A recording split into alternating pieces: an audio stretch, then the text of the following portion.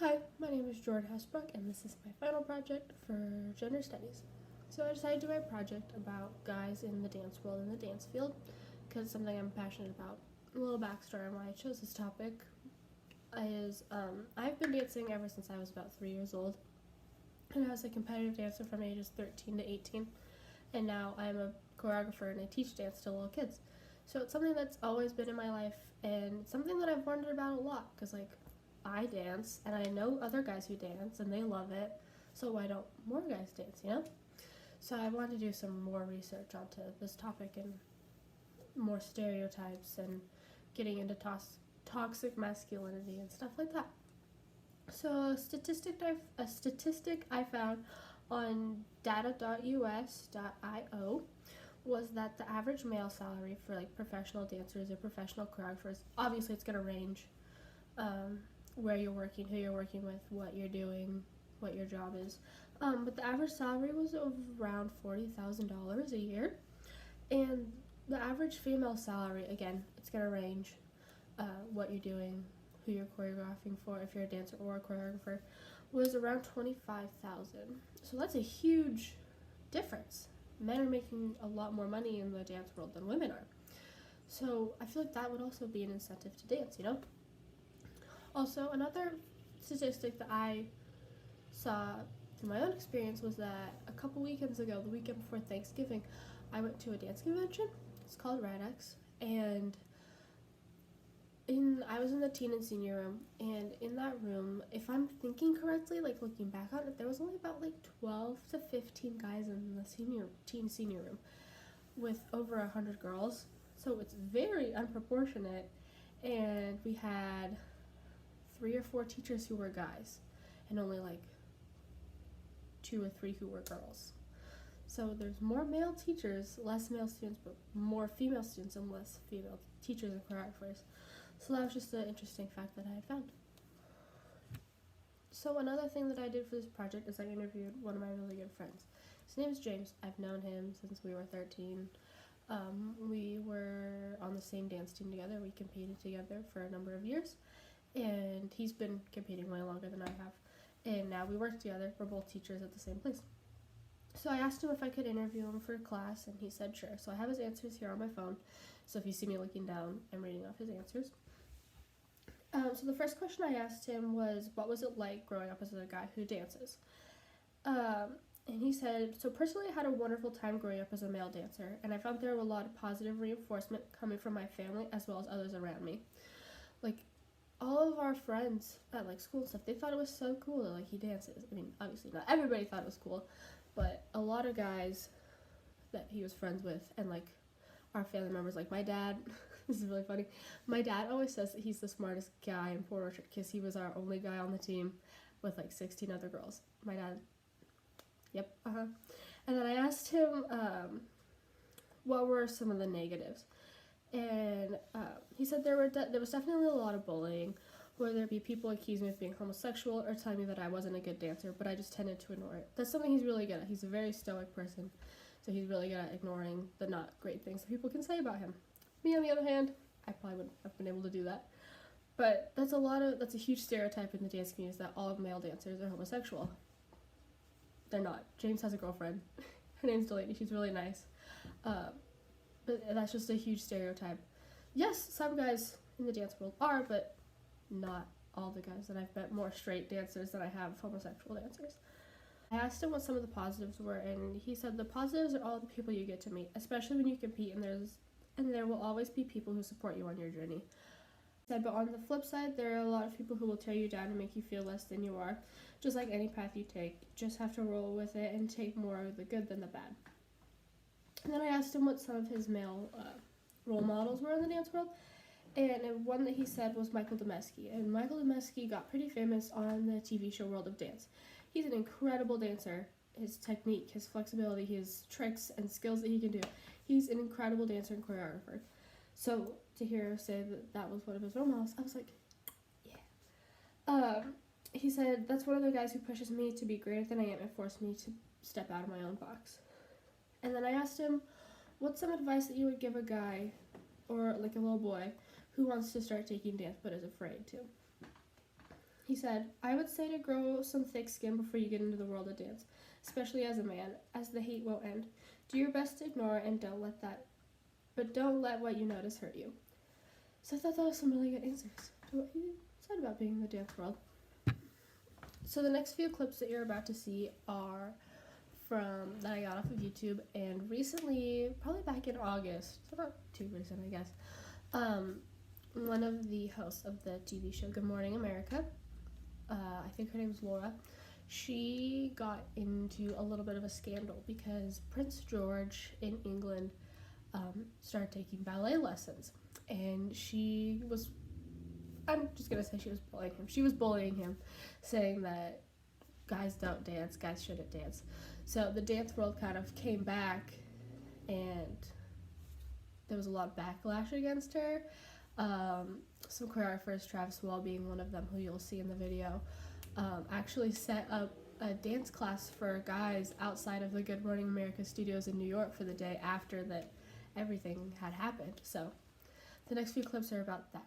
GMA's Lara Spencer is being criticized for laughing about Prince George's ballet dancing. Prince William says George absolutely loves ballet. I have news for you, Prince William. We'll see how long that lasts. I mean, he might end up, but between the religious studies and the computer programming, I just want to go back to the Play-Doh. The ballet class is part of the 6-year-old's school curriculum. Many in the dance world are calling Spencer's reaction bullying, including Broadway director and choreographer Jerry Mitchell. Laura, really? Some of us take ballet. Some of us win Tony Awards because we took ballet. Miss Thing, it's 2019. Get a life. So You Think You Can Dance choreographer Travis Wall is also commenting. And I found these comments to be very upsetting. Not only did you inspire your audience and colleagues to participate in the laughter, you have now added fuel to the fire to a massive problem in this country, which is bullying. The 2000 movie Billy Elliot addresses similar themes. Billy's dad is suspicious of his son's passion for ballet, but ultimately lets him follow his dreams. Spencer said in a statement on Instagram, "My sincere apologies for an insensitive comment I made in pop news yesterday. From ballet to anything one wants to explore in life, I say go for it. I fully believe we should all be free to pursue our passions. Go climb your mountain and love every minute of it." Prince George, keep dancing and point, plie, and spin. For Insight. I'll never forget being in middle school, and some of the guys found out that the dance studio is pretty close to school, and they were like, "Oh, I want to see this cute girl I have a crush on dancing." So they come to the studio one day after school, and they see me in a ballet class with them, and it wasn't about the girls, it was them pointing and laughing through the window. I can't tell you how much that hurts. They are three of ballet's most celebrated dancers. Robbie Fairchild, a former principal with the New York City Ballet, then Broadway star, and now about to dance onto the big screen in the film version of Cats.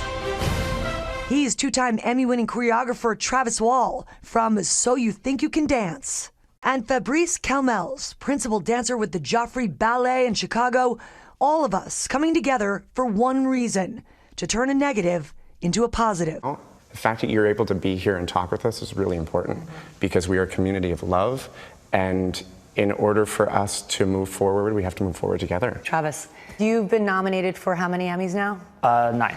For your work on So You Think You Can Dance. Yes. Is that show changing the perception for boys in dance? Absolutely. How many boys have started to dance because of that show makes me so proud to represent that show. And I think that the message that I was just trying to get across was that I want more boys to dance. We make such beautiful art and we create such beautiful moments in this world, and I wish the world would dance more. What do you hope that everybody watching this learns from this moment? I just wish people would be a bit more open-minded and understand what others are doing.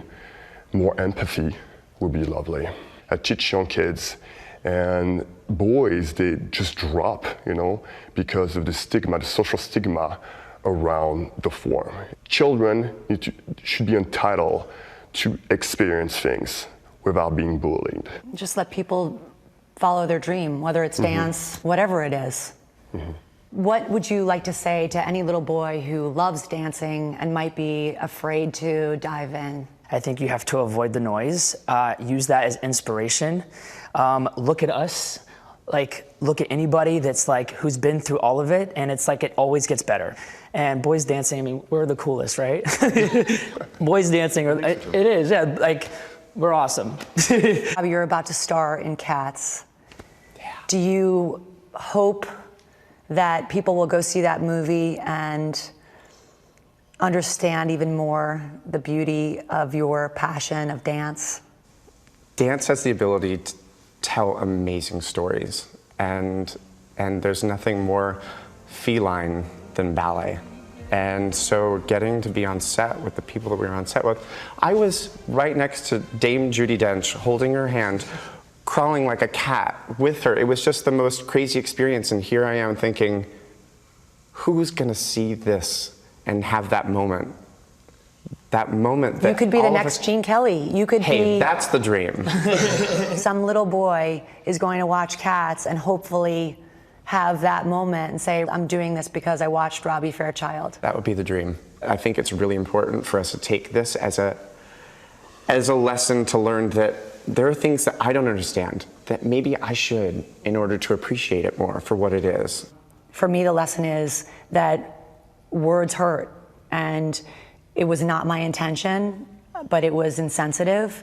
And I thank you all for giving me the opportunity to apologize personally to you, and for you guys coming in here to sit and talk to me and to educate me. And again, I'm really sorry.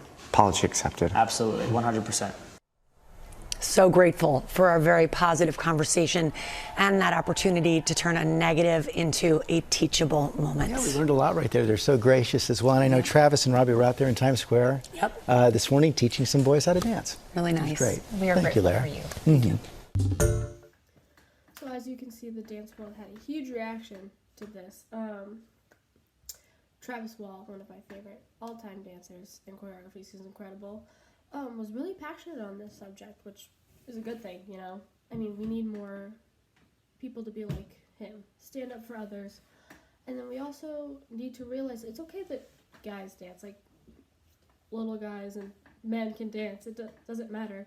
But this also is a huge stereotype that guys shouldn't dance, that it's gay to dance, you know? Something that we've talked about in class before is the use of those words, like gay. I don't want to say it, but I'm going to just for this project. Fag, pussy, you know, all those stereotypical words that don't mean what we think it means, like the actual definition, but it's just more of a derogatory term towards other guys who are weak. That really plays a huge role in toxic masculinity, which is huge in our society nowadays. That guys have to be strong and they have to like play rough, like play sports like football or soccer or rugby, like those like tough sports, you know, like. And if you dance or take really any dance class, you're seen as weak, but especially if you take ballet, then you're extra weak, because that's a very girly thing to do, even though it literally doesn't matter if you play football or you do ballet. Like, you can still be a man doing either of those two things.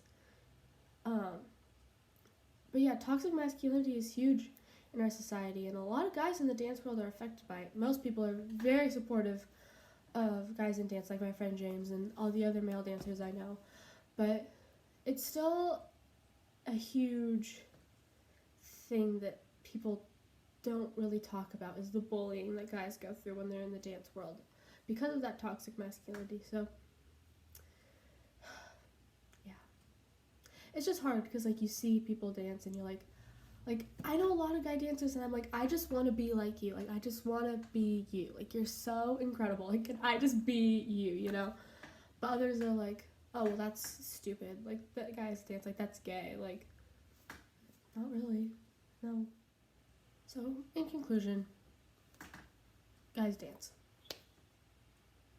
That's basically what it is. And guys can dance. You know, we live in a society where most things are like pretty like, yeah, you do you, but not really guys who dance. We've talked about this in class before, but we in Western Washington live in a bubble where everybody is pretty chill, you know? No one's like going around hating on everyone a lot, or like groups of people are like out there, you know? But other places in the world, like in the video they talked about Billy Elliot and his father, most places are like that, especially when you get to the Midwest and the South. It's more of like you can't do that because you're a guy, you know? And like same with girls going to play football, like you can't do that because you're a girl. So we just need to start breaking those stereotypes more. It's okay if your passion is dance. It's okay if your passion is football. It's okay with whatever your passion is. But like as Laura Spencer said in her Instagram post, go climb your mountain and love every minute of it. So I think we just need to realize that everybody has a different mountain that they want to climb. And it's okay if yours is dance and you're a guy. Love every minute of it.